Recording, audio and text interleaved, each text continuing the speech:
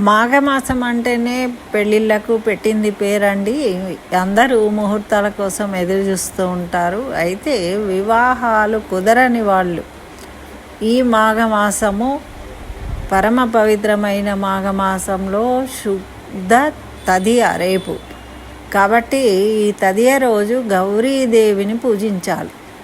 చక్కగా పసుపు ముద్ద గౌరమ్మం చేసి తమలపాకు మీద పెట్టి గౌరీదేవి యొక్క స్తోత్రాన్ని నామాలను చదువుతూ పసుపు రంగు పూలతో కానీ పసుపు రంగు అక్షతలతో కానీ పూజించుకొని పసుపు రంగు పదార్థాలను నివేదించి ఎవరైనా పెద్దలకు నమస్కరించి అక్షంతలు వేయించుకున్నట్టయితే వాళ్లకు కళ్యాణ యోగం కలుగుతుంది.